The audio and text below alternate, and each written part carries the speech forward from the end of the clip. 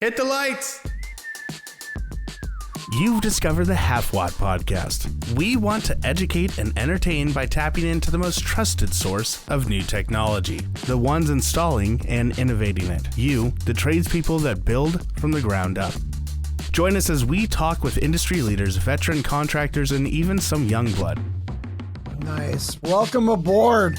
Today I'm talking to the Tatted Tech out of Arizona. Welcome aboard. Oh my. That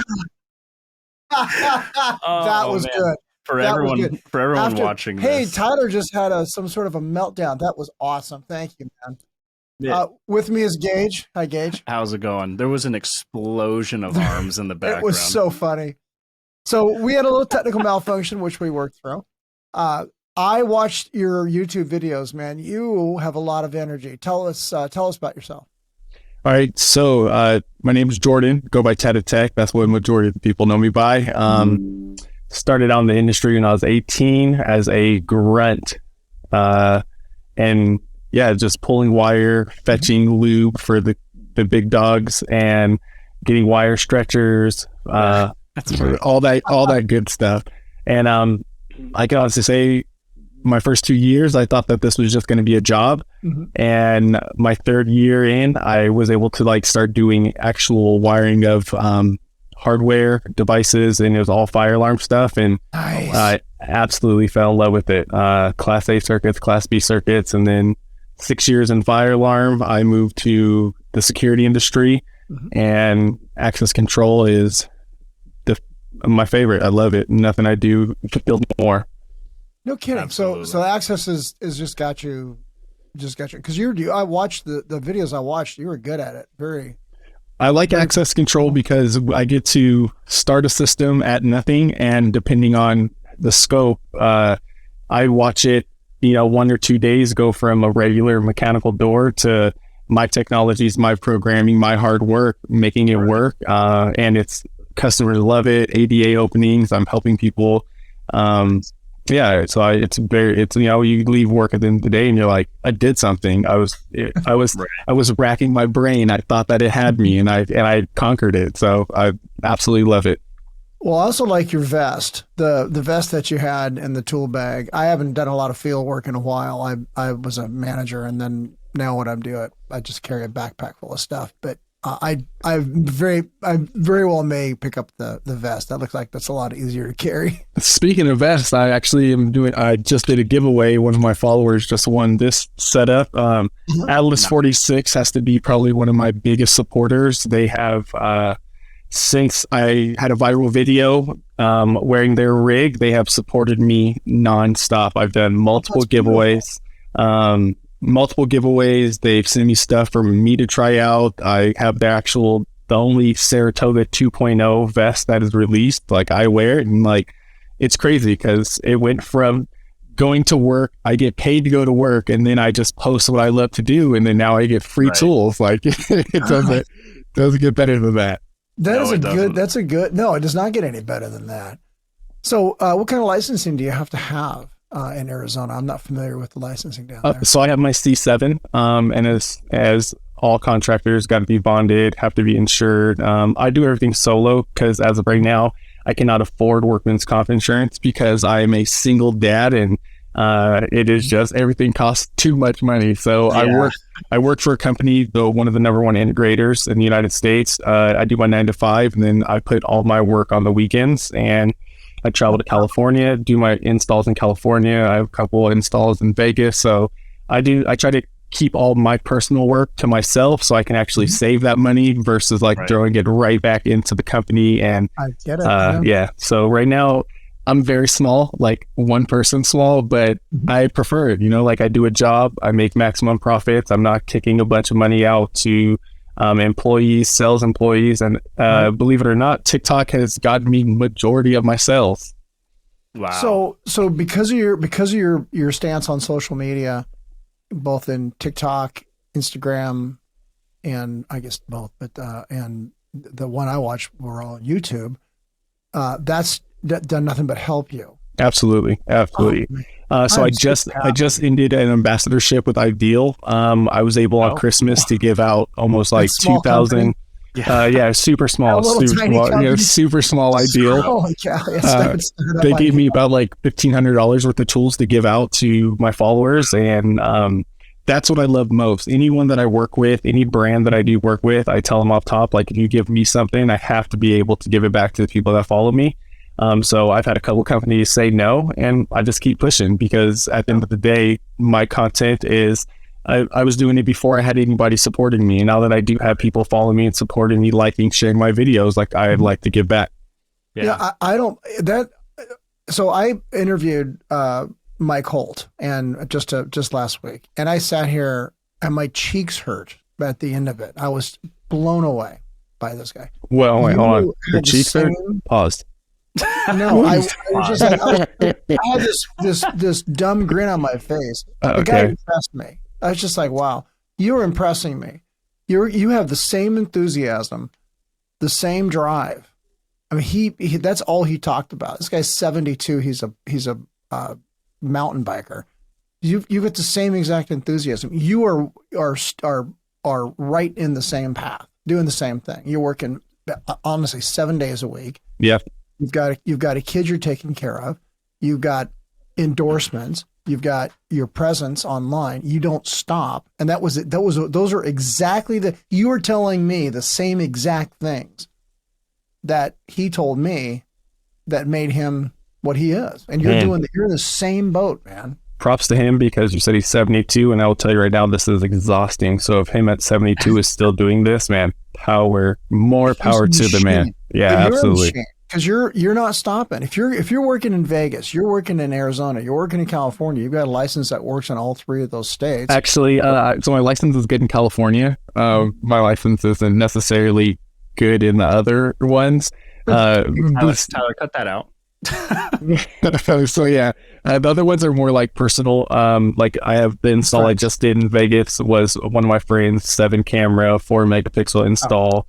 So like I don't do any commercial in those ones. Only commercial I do is in California, and biggest one I have so far is I did Element Salon, access controls, speakers, CCTV, and it's like recurring revenue on that, things of that nature, and that's what I'm trying to capture. So the reason why I go to California a lot is my youngest to live out there. So I am already out there twice a month, every month anyway. So I might as well make it financially beneficial to myself. Help out. Yeah, and hit a job while I'm there, do a quick install, and then spend time with the kids and splurge that money on them. Right, good, excellent, well played. I think you were saying right before we started that your son actually had a football game today. Yeah, so I have full custody of 2 of my boys, and my 13-year-old had a football game today. So like I literally walked in this door and it was like, I think it was 6:32, and I know he starts 6:35. So I'm like scrambling, downloading the app, doing the whole nine. That's funny. But I appreciate you being on time. I do. Yeah, for sure. I know it's being punctual. Being punctual means a lot. It does, right? It's a character thing, right? You would think as the oldest guy in the room that I would be more punctual, but my only excuse is I walked out without my wallet. I just completely, and I had to go get fuel and a bunch of other stuff, and I have horses, so not kids. Why didn't you ride a horse? I mean, I would have been on time and just rode a horse. I'm telling you. What do you think outside the box, man? If you want to sink some money quickly into something, I recommend horses. Horses and boats. Horses and bust out another 1,000. That's what that means. So talk about your tats. So how does that start? You just started getting them when you were a kid and just never stopped? Yeah. So little past history, basically raised myself with my oldest brother. Both our parents were unfortunately addicted. So I took a lot of bad turns growing up, and I started getting tattooed when I was 14. I'm 35 now, and the only thing I don't have is my back and both my thighs. Everything else is tattooed. Yeah, you do not look 35, man. You're in good shape for 35. The kids keep you young, man. The kids keep you young. Right. Yeah, all those sleepless nights, waking up, chasing them around, it just keeps you on the go. So how did you pull yourself out of that situation? What did you do? And what kind of, how can you tell our listeners like how did you get out of that? In all honesty, all credit to my first son. I had my first son when I was 17. I was going down the wrong path before I had him. Nothing, no drug related anything, just like hanging out with people that you feel are your friends and your loved ones when you necessarily don't have that around. I had my first son. I actually did get arrested when I was 18, and I got put on a strict probation. That probation made me straighten up, or basically in so many words, it changed my life. And I'm super grateful. I did 35 days in Tent City out here in Arizona. I don't know if you know about it, but it's a jail where you sleep in a tent. Arpeos, Sheriff Arpeos. Yeah. And so it worked for you. Oh, absolutely. I actually wrote him a letter when I was 22 years old and basically told him, like, hey, that incarceration I did saved my life. Like, I was so scared to go to jail after that. I didn't jaywalk. I didn't litter. I didn't change lanes without a blinker. Like, it was very serious for me. So, I didn't change lanes without. So yeah, I went 54 and a 55 license and registration. Absolutely, yeah. Hands on the wheel the whole night, 10 and 2, like not playing. That's funny, man. Yeah. So did you have to wear the pink? Yeah, the whole pink. Pink underwear. And listen, the worst part about it was I went in the winter and they give you one blanket, okay? And a funny little thing about me is if I get super cold, I'll start to gag. Like I have a really bad gag reflex. Oh, no. So I was out there shivering in my bed at night, just like constantly. It was the worst. And all that stuff tied into me getting out and just being like, I need to change what I'm doing. And I got it. So I want to say, because we have a lot of listeners that you know, if you don't know who Sheriff Arpaio was, look him up. Yes. You can see the controversy that surrounded the whole 9 yards. Here's a gentleman where it did exactly what he was wanting. Absolutely. Absolutely. Hands down. And even besides that, just not even just straightened up, but your drive afterwards, and you have not stopped driving since then. So when I got out of jail, I got put on probation, and I just literally flooded every construction company I possibly could with application. All I did was look up construction on Google, and I took down numbers on any single person that had a listing. And I mean, mom and pop shops, huge corporations, I called them all. And I just like sat by the phone for a solid 3-4 days. I ended up coming across a company called Tri-Signal Integrations. Okay. I went, I knocked on the door, put on a button up tie. I had slacks on, dress shoes, knocked on the door. They weren't hiring. Went back that next Friday, still weren't hiring. Went back that following Friday, made sure I talked to a project manager. And he was like, look, I'll give you this. And this is the amount of money I'll pay you. You start Monday. And I was making crumbs, okay? I had no vehicle. I had to take my son to daycare on a bus. Then I was taking the bus to work. And then I was taking the bus to daycare. Then I was taking the bus back home. I was getting home around like 9:30 at night, waking him up at 5 o'clock, getting on the bus, taking him to daycare, getting on the bus, going to my job site. And I did that until I got my first 2 paychecks, bought a rodeo, and the rest is in the books. Nice, man. Pursuit of Happiness featuring Jordan. Well, no, this is good because awesome. I want folks to hear. Oh yeah. Just how hard he had to sacrifice to get to where he got. And look at where he's got. He's got, ideal, for crying out loud. I mean, yeah. I mean, honest to God. Yeah. That's a huge thing. Yeah. That's awesome, man. Couldn't be more grateful. Like since my platform took off, I've worked with Tough Built, Atlas 46, Ideal. This hat that I'm wearing, it's a Hard Tunes hat. They're coming out with a work brand. They're sending me their clothes. I'll be one of the first people to get to try their clothes. I have a deal with a company called Dirty Money Works, sweaters, stuff like that. They're sending me a bunch of gear. I've gotten stuff from Circle K. Actually, hold on. Let me show you what Circle K sent me. Yeah. I love this guy. We got to interview him more. I want to see how far he goes with this, because this ought to be good. Look at here, a onesie, a Circle K onesie. That's awesome.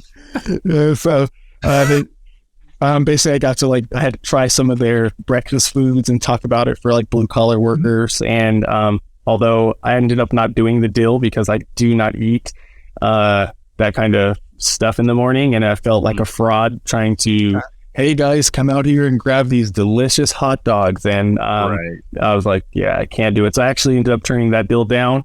And there have been some that I turned down because they send me out scripts, like lunchies and my lunchbox that I do. They kept sending me out scripts, and I was telling them like, the reason why I like my platform is because it's me. It's not like, I'm not, if a tool doesn't work, I'm not telling you to get it. I'm not reading a script. Like, let it be true. You're not going to BS anybody. Yeah, absolutely. You're straight shooter. You also smile, right? When I watched the videos, you were smiling, talking, happy, positive. Yeah. And that's what I get from you, as a very positive. Like if I was to work with you, my guess is you would say, okay, this is how I do this. And you see what I'm doing? And it would be a lot of energy, a lot of positive energy. Okay. So here, let me go ahead and let me talk about that. So, right there, I just saw it. I absolutely love what I do. But when I'm on the job site, it's business. My videos are a lot different than what it's like when I'm at work, unless it's a customer or something like that. I would say a lot of my coworkers like me, but the ones that aren't pulling their weight, they don't like me because I'm not going to, like, when I got in the industry, when I was 18, God, the names I was called, the way I was treated, is totally different than what you can do and how you can treat someone nowadays. Right. So when you have someone coming in at 22, 23 with a company vehicle already, no experience, and they're on their phone or they're listening to podcasts while you're trying to teach them something, like that rubs me the wrong way. So when we're on the job site, it's business. Like let's make a profit. I'm trying to turn a profit. I need to show my value to this company because my job is number one. And when I come home, if I had a bad day, I can't just shake that. I can't sit at home and be like, oh well, today I really process of elimination. What can I do better than where did I make my mistake at? Like, what could I have done differently? Actually, 2 days ago, I messed up at work, first time ever.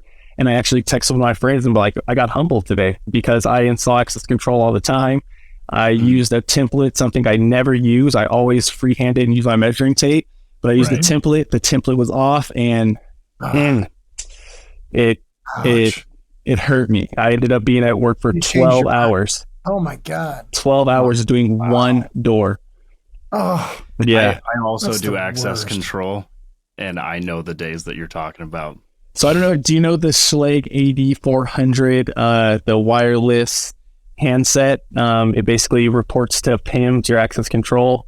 Yes. Yes. So I was reading the schematics and told me 1 3/4 off the edge of the door, 1 3/4, put my template, punched the whole 9, drilled it, put it in.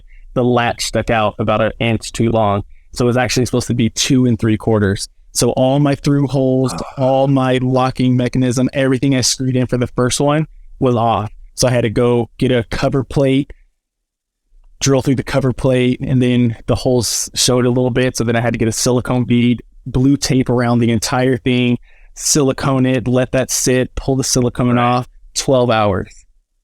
Wow. 12 hours. Yeah. So brutal, long day. That is brutal. But like you said, when you leave the job at the end of the day, especially, I mean, I'm sure you do retrofits and upgrades and stuff like that. I do a lot of hospitals, and like going in there and just like talking to the nurses. And as soon as you get in there, you know, they're like, oh my God, thank God. You know, I'm bringing patient. And then after like 3 hours, or if it's a couple weeks, they're just like so appreciative. I mean, it's just like instant gratification. 100%. The thing that I get the most thank yous on is when I'm doing hospitals would have to be the automatic openers. The nurses, the doctors, they are so grateful when you take a door that they're usually backing into with a wheelchair or a bed or something of that nature, and doing the long arm stretch to pull the bed through. And whenever you get an automatic opener on there, the appreciation is amazing. So yeah, definitely. You install the ones where you just wave in front of it and it opens up. Wave. We have ones that wave. When I was working in California doing a lot of work for Hogue, they have like some of the doctors walk around with like basically the button on their clip. We just program the RF signal. So they walk up, hit a button, opens before they're even approaching, motion sensors, like everything of that nature. So if it's into dry contact, I'm in a dry signal, we will install it and make their lives easier. Nice. Yeah. You ever use any like CX12, CX33s? No, what is that? I think they're Camden's. Camden's the brand. And is that the auto door opener? Yeah, basically. No, so like basically 90% of the time whenever I am doing auto door openers, I have installed a couple myself though, but when I am doing auto openers, I am usually just doing like it's already installed, the closer's already on. I'm just doing the power up program and then integrating my system with their system. Okay. Yeah. So I don't really look at part numbers. I look at schematics. Like I try not to like look at part numbers or anything because I don't want to ever go into a situation and be like, oh, I know this door and then hook something up wrong. So I've done 1,000 access control systems, and every time I do them, like I'm reading schematics versus like, oh, this brand, this model, this is how it goes. I like to like look at everything as if it's new. Of course, like a lot of things you'll see, it starts to make sense. Like I've touched Linnell all day, so I can't look at Linnell and be like, this is new. I don't know what this is.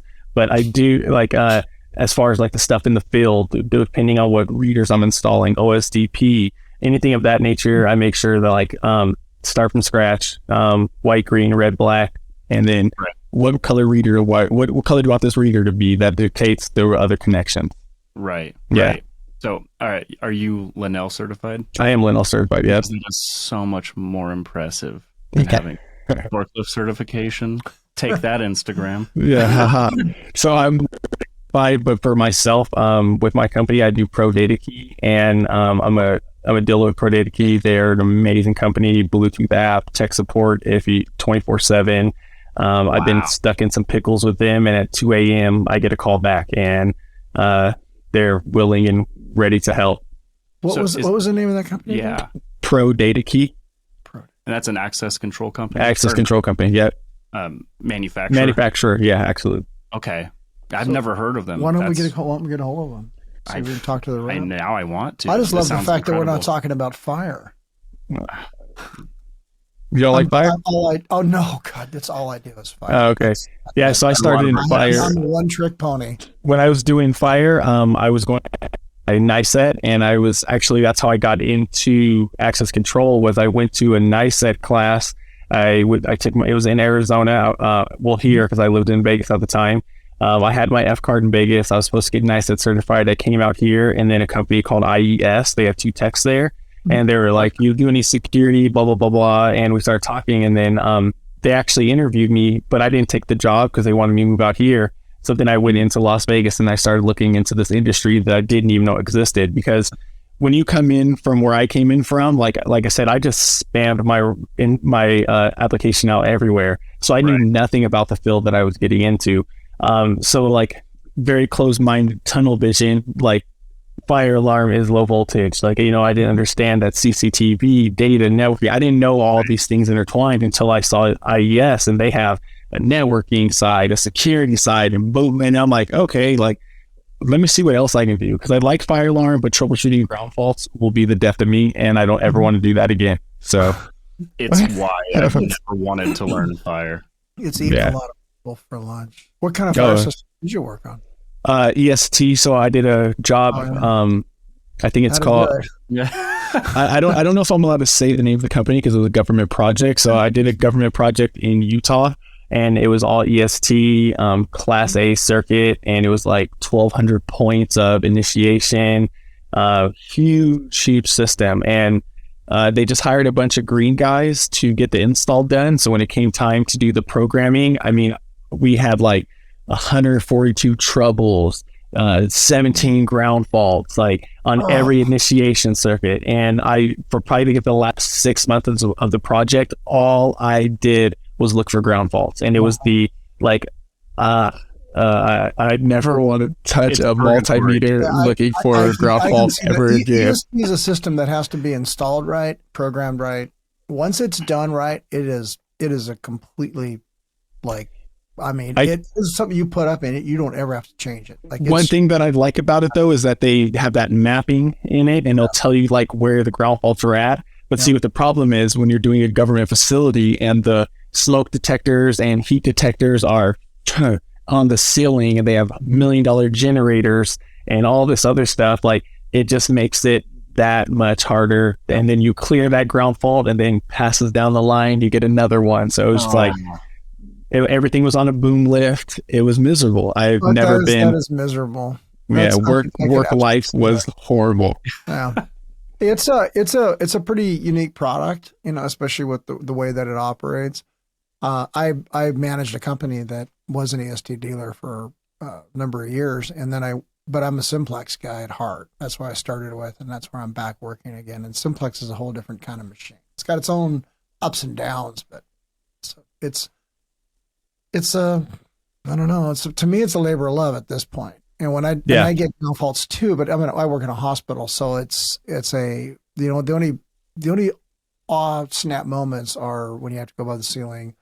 You have to generate dust, because dust generation in a hospital is, at this point. It's a no-no. Yeah, it's a huge thing for Aspergillus. So you just, you work within the parameters, and we're a huge campus. So, there's biggest never in the Northwest. Oh, it's huge. 42 nodes. It's huge. If you saw this thing, your jaw'd hit the floor. So I'm the senior guy on it, and so I've got a bunch of people that they don't work for me, they work with me. And then we sort of tag team what we're going to do, how we're going to do it. And so my job, at least towards the end of my career here, is just absolutely, like, if you like fire and you don't mind troubleshooting ground faults and all that jazz, it's like going to work in heaven. I mean, it's just, what am I going to do today? I think I'll do some programming. Yeah. I was at, when I took my Linnell certification, there was these guys from Oregon University, and they were like, oh yeah, we just managed a campus. And I didn't even know that was a thing, I didn't even know that they have people that just manage the access control. And so for the longest, I'm like, that is the dream job. Like, I want to have a golf cart. I want to deck my golf cart out the way I want it. Like, I wanted my own office space on campus. But right now I work for a company called DH Pace, and I've never been happier. My work home life is, I've never worked with such talented technicians. Awesome. First and foremost, I have a gentleman named Josh. He is brilliant, darkest sense of humor in the entire world, but he's brilliant. I have a gentleman named David Kane. He's the OG at the company. He's like in his 50s, out here pulling wire, drilling doors, doing this thing. Like, I never experienced a work group like this. I've worked for a couple integrators in DH Pace, like our management team, solid. Travis, our ops manager, best guy. Like, it's like, I'm so happy here. But for the longest, I'm like, I don't want to work for a company. I want to work for like a university. I want to just go to one place. I want to know that place like the back of my hand, and I want to be able to solve all the problems. And when my day's up, pass it on to someone and like give them the knowledge I've obtained. Like, that was the goal. And then I worked here, and like, I cannot see myself working for anybody else. Like, for instance, and there's nothing wrong with that. But exactly what you just said is exactly where I'm at. Where I'm teaching all my they're my fellow employees how to troubleshoot, how to program. The stuff that they don't know, I'm filling in the gaps, because when I do leave, and whenever that is, I don't want any vacancy. I don't want any void. I want everything filled. Yeah, and as these guys know, because I instruct as well, it's something that's been pounded in me since the military, is that everybody I'm working with has to come to my level of knowledge and understanding. Absolutely. Should not go to the grave without having expunged everything out of my head. Good, I'm done. Yeah, absolutely. You're right. It's when I was growing up in the industry, I mentioned this before, I remember asking guys how to do things and getting like shunned, like, oh no, just go pull this, go do that. Like, they felt like if you learned what they knew, their job was at risk. And at the end of the day, absolutely. Because what if you pick it up better, faster, do cleaner work? Well, then they don't feel like they're important anymore. And one thing I've learned is, like, I'd much rather be able to tell the guys that are working with me, like, hey, I'm going to do this. I would like you to do this. You do this, and know that all of those guys can either step in where I'm at and I do that, or I'm telling them this, I'm assigning them these tasks, and I know they're getting done to a certain level. And that's exactly what we have at DH Space. I work with some guys on their sites. I've never been on their site before, but they know they have enough trust and faith in me that they hand me the prints and say, these are the troubled areas. That's what we need to figure out. And I don't need anyone to hold my hand. And when they're on my site, I'm like, hey, we have these cameras to do. these are the IP addresses, knock that out. And then we know right then, right there, like I don't have to be like, hey, did you do this? Let me check. Let me look at it. I get to just like, that's a part of the work that I no longer have to be obsessed about. I can let that go. I pass it on to someone. They're going to handle it. And now I come on and I do my part. I like your enthusiasm. I do. I love the fact that you're going at it the same way I go at it. And when I teach students, I say, look, I don't want you to be okay in 5 years. I want you to crush me. I want you should be better than me. And at the end of this game, if I'm turning out journeymen that are stomping me in the ground, and I've got a lot of folks that I know that are absolutely doing stuff I could never do. Like, great. That means I was successful. That means that, and it's not my idea. It's not me.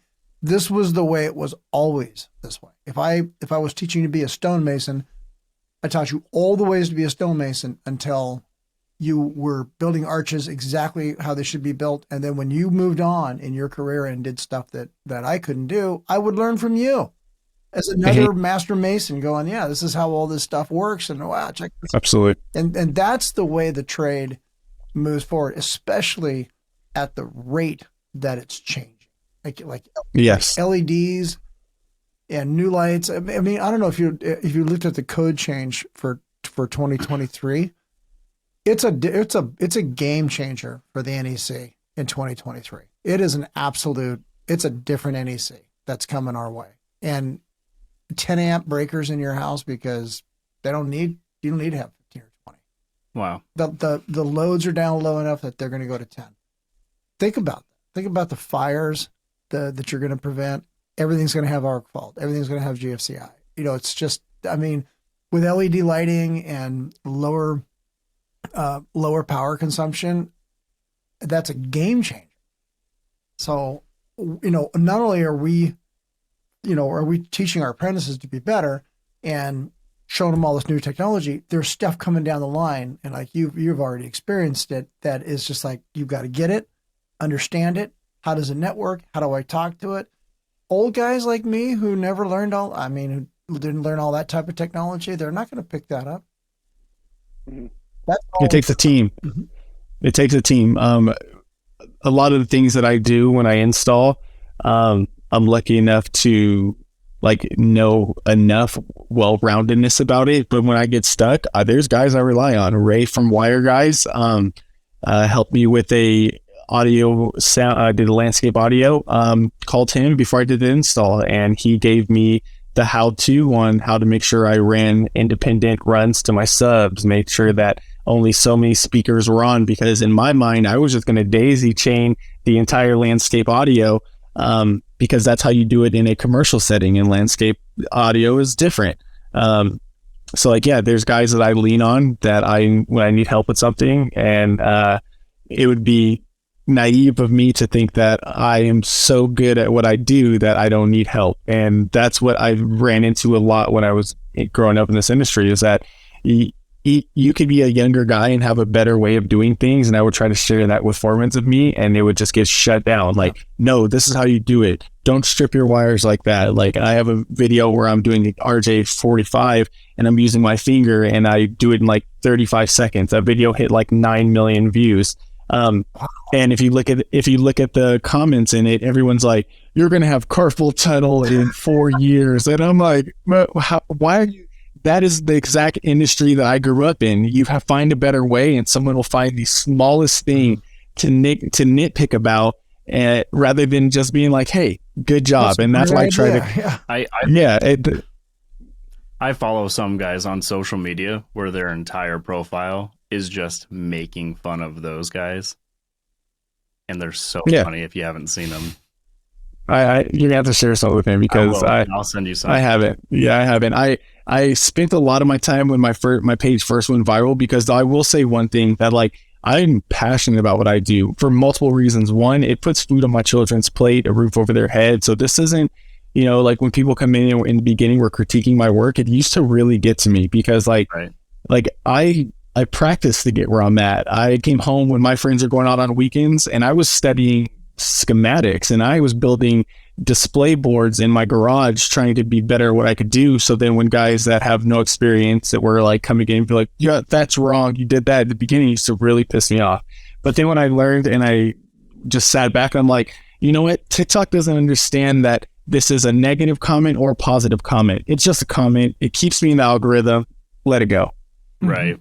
Also, let it build you up and don't worry about it. Yeah, absolutely. Yeah, good attitude. And if you even dig into those guys, they'll be like, well, my brother's an electrician and he that. It's just like, okay, I'm just many times wasting my time.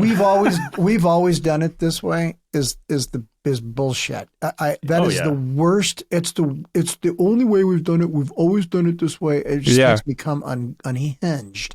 Yeah, and absolutely. People who know me know I can come unhinged. So it's like, God, it's just ridiculous. When my page first started catching traction, I had some poll guy. He does polls and stuff, and the beginning of his messages is like, clean work, this is dope, blah blah blah.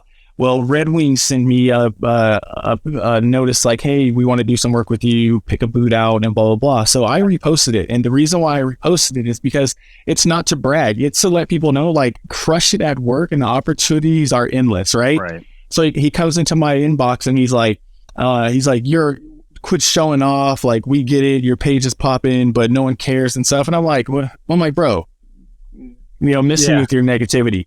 And then he's like, well, I know someone with Red Wing and I'm going to make sure you don't get that deal. And sure enough, he did. He knew someone with Red Wing. He stepped in and Red Wing didn't see my boots, didn't answer any or my contacts or anything. And I'm like,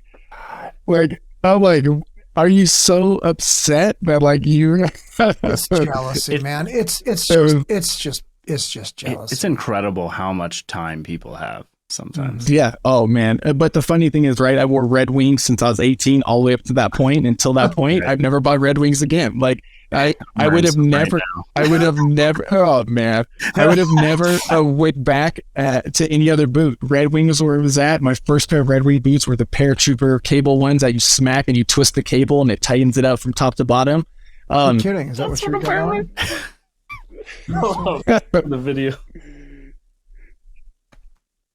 Oh, big timer. Those are my first boots I ever had. Okay. So, they lost me as a customer, and like rather than reaching out to me or any nature, they just completely stopped talking to me. And any company that I work with, if they hit me up like, hey, we want you to try this, to do this, I screenshot it and I post it. And the reason why is, one, it's my page. Like, I get to post what I want, how I want.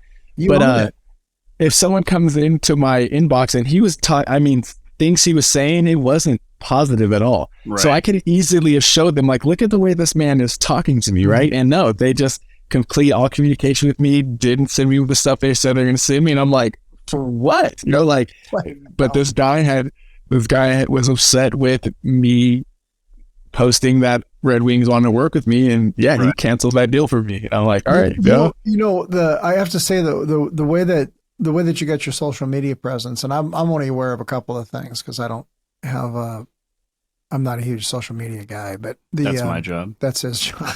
That's the younger guy's job. But the way that you're setting yourself up and the way that you're moving forward in your career and the goals that you have, this is going to be commonplace. Like, this is like you're on the cutting edge of how this is going to be done in the future. Yeah. And so old people like me who have to realize that, every 7 years there's a new way of doing stuff. It's time for us to go out to pasture. Like, I have the last person who should be telling you how to live your life is somebody who's goddamn 58. How do I know? The hell do I know what it's like to be 35? Well, I don't. But you know what? I one thing I do is I really appreciate all words of wisdom from any elder, because it is a different world, but you were doing things when, like, for instance, fire alarm, right? Like, these meters and stuff now that can tell you how far away a ground fault is compared to like what your multimeter was when you were in the field doing service work. Little gerbil running inside of it. Exactly. Yeah. So like, you have your techniques. Yeah, we have better technology, but your techniques with our technology, it blends. And so we can't say that, oh, this guy's an old timer, he doesn't know, or this guy's young, he doesn't know. We have to go into each situation and hear out what someone is saying. And if it doesn't work for you, it doesn't work for you. But if Johnny Depp knows how to install something better than I do, faster than I do, but it's not the way I do it, I'm not going to tell him not to do that. You know what I mean? Like, do it your way. Like, especially as long as it gets the job done and it's clean, I don't care. Job done. Yeah. Think about the guy who's going to touch it after you. That's my number one rule. Anytime you get a green guy, make sure you're labeling. When you're finishing off your tape, leave an end on the end of your tape. Like, those little things, like, go so far. Every time you touch something, leave it better than the way you found it, and leave it absolutely there. Absolutely. Okay. I work service for an access control company, so I'm sorry. 100%. I'm sorry. Yeah, I'm sorry. 4 hours. So how many times do you go into a building? And you say you do hospitals, right? So my two biggest clients are Nike and I think the largest chain in the Northwest, but none of them are the largest hospital like this guy. Okay, so you go into Nike, I'm going to assume, over 40 doors, access control? Yeah. Or more? Yeah. More or less? Yeah, we just did a 300 door building recently. Yeah. So 300 doors, and if you go into one panel that isn't labeled, that's a game changer. Yeah. Versus walking into a panel and it's labeled. Like, as soon as I used to open up a panel and it was access control and there wasn't anything labeled, I knew right then, right there, oh, I'm screwed. Like, now pulling off readers to see which reader is off. Yep. And then tracing that wire to see which power supply it's going to. Where's my triggers? And panel time alone doubles because I don't know anything. Yeah. There's no label, not only labels on the wires, but labels indicating, okay, it's cool you have your doors labeled 1 through 20. I wasn't there during construction. I don't know what door 15 is. I don't know what door 1 exactly. is. What's door 15? 100%. Yeah. Did you leave prints behind that show me what door 15 is? No. So the labels that I stress it to everyone, your labels are so important. Probably the most important thing you do. If you're going to label through a numerical system, cool, that's all good. Like, I get that. It's shorter time during the install. But whoever that guy dressing out that panel is, if he doesn't have a list that sticks on that panel, cannot be taken away. Right. Door 1, front door, door 2, side door, door 3, entry door, like, shame on that installer, because that final guy touching it who actually knows what door is what, yeah, you can go into programming, you can look and see what it's labeled at, but like, I just did a hangar and it says hangar 1, hangar 2, and there's 40 freaking hangar doors. Like, what? Cool. At least you would narrow it down for me. I know that I'm at a hangar now, but like, what door? Yeah.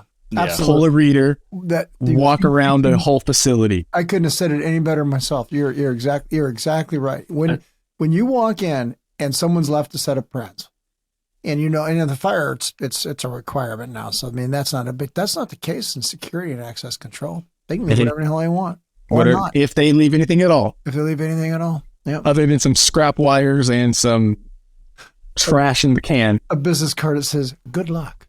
Yeah. we just got the service contract for another client. We didn't do the install, but a year later they quit and hired us for service. Mm-hmm. And yeah, I walked in there and everything was labeled door 1, 2, 3, 4. But in programming, they're like southwest lobby, northwest door isn't working. And I'm like just staring at the panel, just like, yeah, is that 2? Right. You see, in that industry, that knowledge that should be passed down, and it really is a journeyman to apprentice knowledge. This is the way we do things. Well, I like to silo that information to make sure that no one can kick me out of my job or what bat squeeze they come up with. But when we break all that down, we go, no, we want that knowledge passed down to our apprentices so that they pass it down to their apprentices, and we move forward in that. You can see in parts of the industry where that's taken effect. You can. The fire was a good example. There's many times I've walked in especially to a high rise where you've got, I don't know, say a notifier 3030 or something like that. Nothing, no way to control it, no way to figure out what the bypasses are, no buttons, no information, no book, no nothing. And you're like, great, I got a 15-story building, mixed use commercial. Every time I do anything, it lights off. There's not a anything here. And so I look at the client and I would just go, look, man, you're sold a bill of goods. This is a great system. It'll do everything you want it to do. But it's just like getting a Maserati without a steering wheel. Yeah. No one knows how to run the damn thing. No one knows anything about it. So they gave you half of what you needed. Go back to where you came from, where you got this thing, and tell them to come finish the damn job. Absolutely. On my pack out, so I carry 2 pack outs with me at all times. The 3-drawer system, I have 2 of them. I have my 12 volt, my 18 volt, my batteries. I have all my stuff I use on a regular basis, screws, anchors, beads and stuff. And at the very bottom, I carry 2 labelers, and I carry 6 things of labels in it and a charger and 2 extra batteries, because atop of all that stuff that gets the job done, it means nothing if at the very end you are not labeling your stuff. But one thing about labeling is I've seen people that over label, right? Like I walked into a cabinet and into IDF, and it says power supply for CCTV on the can, and I'm like, oh, now if someone wants to break into here and shut all the cameras down, they know exactly where to go. Right. Yeah. So you can definitely over label and label the incorrect stuff, but label. That's the number one thing I tell anybody that comes in. Right. You're like, yeah, man, there's 4 cans on the wall. I would have eventually unlocked that one, But not only that, like label the inside of the can. Yeah, you know what I mean? yeah. Like you don't label the inside of the can. You shouldn't. The maintenance or anyone comes in who may have access IDF and it says power supply to CCTV in big bold letters, and like nothing else has that big print on it. It's kind of like, is safe inside. Yeah, absolutely. And your service call just got 3 times longer because maintenance touched it before you did. Oh yeah, that's one. Yeah, I did a access control company for someone who has a non-disclosure, so I can't say who they are, but they had their maintenance guy try to install the crash bar. It was a electrified crash bar with the 15-second timer, so you just can't walk out, it buzzes and stuff, and he butchered the door. I mean, I think he had at the end of it like 7 holes, and there's only needed to be the 4, the 2 here and the 1 passing through. But what he did was he set it too close and the door wouldn't close. Then he set it too far back, then it was hitting the weather strip. So then he cut the bar and then he mounted it. So when I took it off, I had to put a push plate on the front and a push plate on the back. And I'm like, why would you even let your maintenance guy touch this? And then of course the maintenance guy's like, oh, these were from the existing locks. And then I'm like, oh, okay. When I got here, they shipped the door like this. The door wouldn't open, and you're like, it's okay to say you don't know. Like I'm not gonna walk into a job or they're just gonna be like, hey, while you're here, can you do some plumbing work? And I'm like, oh, hourly, time and materials is time and materials. Yeah, seriously. Yep. Hey, but actually, let me touch base on that with you saying that it's okay to say you don't know something. Right. Would you feel that, well, at least from my experience, the things that I didn't know that I actually touched and put my hands on, that's the only reason why I learned how to operate them in the first place and how to do it. Because I've never cut in a strike my first time. I never installed a mat my first time. I never installed a delayed crash bar my first time. So I've never once said I don't know how to do it, but if I can't get it, then I'll speak up. But like I just had to pour concrete. I had a TikTok video the other day. I'd never poured concrete a day in my life. I had to do a post, and I had to mount to it for a basically handicap button, and there was no way to get it where it needed to be, the distance from the door, because the auto door. And so I know concrete's not that hard, but I've never done it before. And so my boss was like, hey, Jordan, you want to pour concrete? I was like, yep. Went home that day, watch a YouTube video, talk to my cousin who does, he does like all demos and stuff, got his advice. And like my cousin gave me some knowledge. Like, he's like, you're going to need ground stakes. Cause like I was thinking I was just going to go there, build a box, set it down, pour the concrete in, and that was it. Yeah, he's like, no, you're going to need ground stakes. You're going to need this, that. You're going to need a mixer. And like, these are things I didn't know. But when my company asked me if I could do something, I think my number one, what keeps me so valuable is I've never said no to anything. Like I've never been like, I can't do that. My first auto opener, like I can honestly tell you, I was shitting bricks because those measurements have to be exact, and it says it on the thing. It's like 3/4 off the wall, 5/8 back, like, like everything, it has to be dead on. And so like, you're just like, measure it 15 times and like, all right, let me blue tape this and mark it so I know where I left off, write my notes, and like,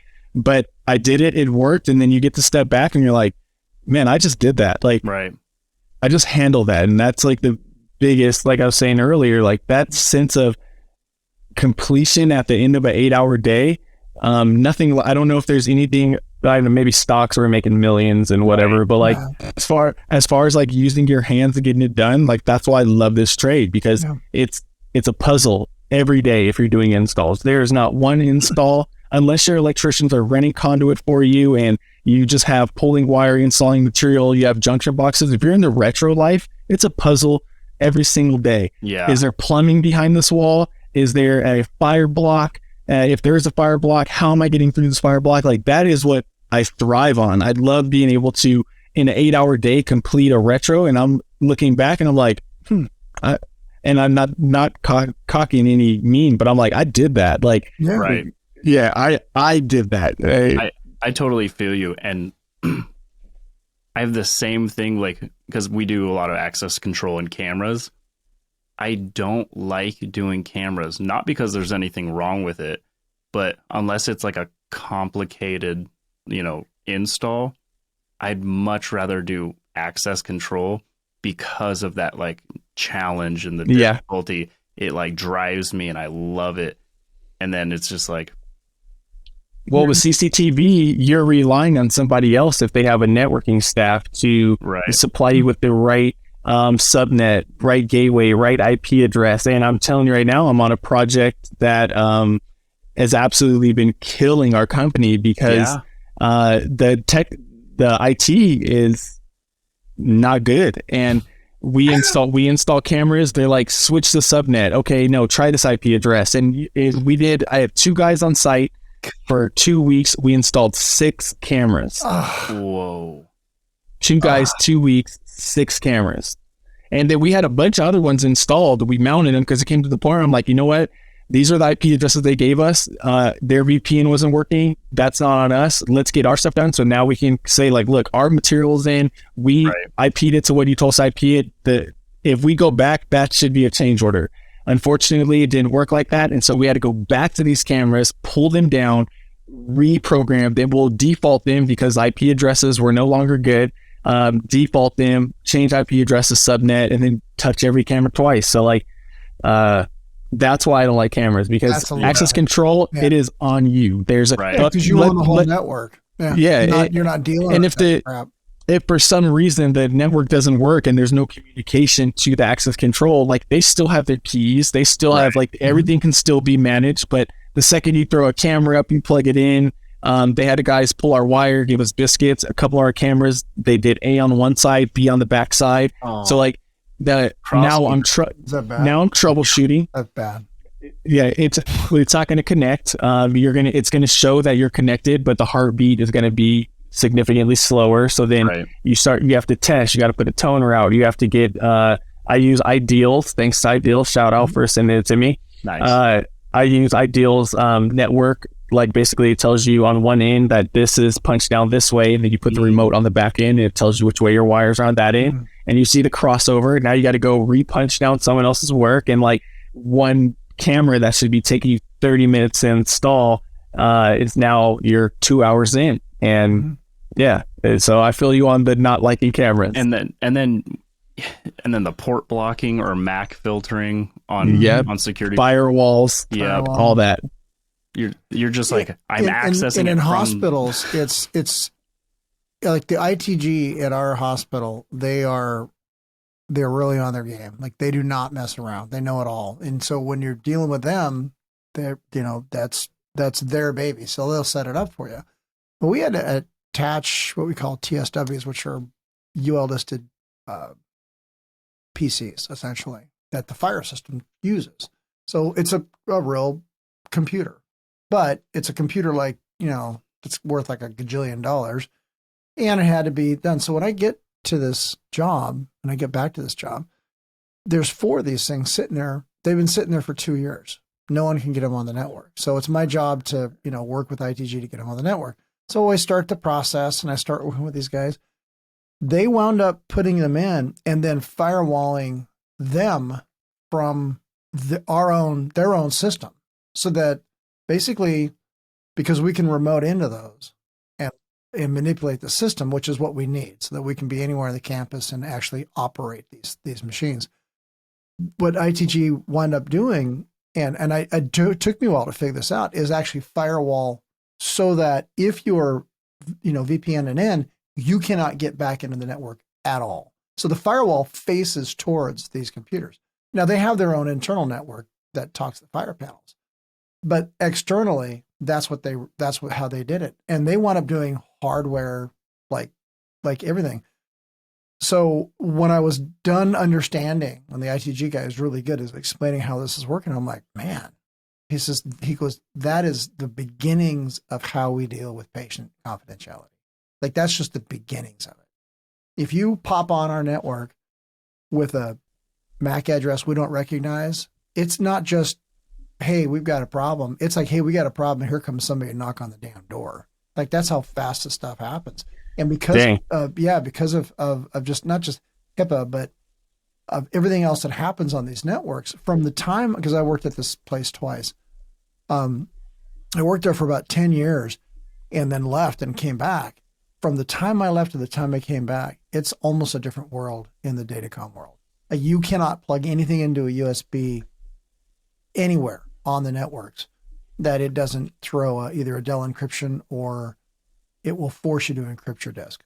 Like I just took a thumb drive. The only way I can program it is to put it on a computer. And in order for me to put the program back on it, I had to encrypt it. Now, that means that if a simplex guy shows up and needs that program, he cannot access it without having that passcode, period. Like, well, it's not like, 1, 2, 3, 4. That's 5. job security. Yeah, it's huge. Yep. And that's job security. No idea, just all of the nuances as they were explaining to me, and I'm just like, our I'm gonna go be a manager now. Our firewall spoken ring. It's like, hello. We move the data inside our network, like it's. And now we're about to move over to a fiber network, which will be completely and entirely run by our IT. So, and what they'll do is they'll provide us fiber ends, and everything else is completely invisible. And when you look at the amount of data and the amount of information they're moving, it's incredible. We have 18,000 people that work for us. But I mean, this is not a ma and pa. I mean, this is a city on a hill, essentially. If you ever come to Portland, I'll give you the nickel tour. You start working in this place, and it probably takes you 6 months to figure out just where the hell everything is. It's that big, and it's wow, that's incredible. Yeah, it's the kind of site I want to manage if I were Oregon Health Sciences University. It's just this massive city on the hill. It's incredible. If I ever got out of DH space, that is definitely the kind of job I want to be at. Something that's that massive, where you're continuously learning, and once you do master it, you show you're important. You just can't be replaced by anyone. Because like you say, if it takes 6 months just to learn the lay of the land, imagine when you're there for 5-10 years, right, and you know the land, and you know the doors, and what's usually causing this. You know where where the bodies are buried, and where the problems are, where the problems aren't. There was a contractor that we used up there that came on board, probably halfway through my first stint, and those guys who were apprentices in IBW then are now running the show still on that hill today. And one of them, who was an apprentice when I knew him, says, "You got to come down and look at this." And he opens up this terminal block for the simplex system. And I just was like, it looks like a museum piece. He goes, everything everything in this hospital right now is wired like this because we just did it. We just spent $5 million everything, all Class A. I mean, you open up a can and it's just like, it's a work of art. And I mean, the whole damn thing is that way. Everything. That's awesome. So the guy who set all these standards up for this particular group was a guy I worked with from Simplex before. We both came up to the Hill. He taught me everything I needed to know. He was the guy who taught me how to troubleshoot, how to program, how to get it all together. He wound up going into ITG. He still works for the Hill. He just doesn't work for us. And he's way advanced. And so I owe this guy, like how I do what I did, I owe it to him. And so now, I'm looking at it, it's like everything that this guy wanted is now here. And it should have his name all over it because it's his work. And that's a good vision. Yeah. And all I can do is go, this is the way it should be. It's what he wanted. He worked hard. This is what we got. And if you don't wire to that standard, you don't do it to that standard, I'm an animal. I'll just come after you. Yeah. That's the way it has to be. Yeah. Love it. Well, we've hit our hour. Don't. What? Fine. Sorry. I was enjoying it. I know. I have dinner to make, so it's a good time to exit. Thank you so much for being on the show, telling your story. Yeah. It's been awesome. I'm definitely glad you guys had me. I'm not going to lie. It was like in the beginning, I'm like, when were we going to talk about? But there's no dead point. It was better than the Joe Rogan podcast. We could have you seven more times and excellent. We'll figure something to talk about. Well, thank you. And we'll be watching the YouTube videos and all that stuff, man. All right. Well, I appreciate it. Thank you guys. Thank you. Wait, actually, before you take off, plug all your social medias, YouTubes. Plug everything. Okay, yeah. Everything is easy.